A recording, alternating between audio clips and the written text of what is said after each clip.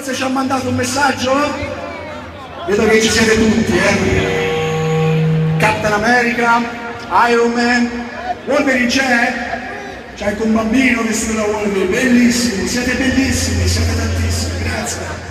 Grazie a tutti, ma soprattutto grazie a Disney e Marvel che hanno deciso di portare qui, nella mia città, nella nostra città, Thor.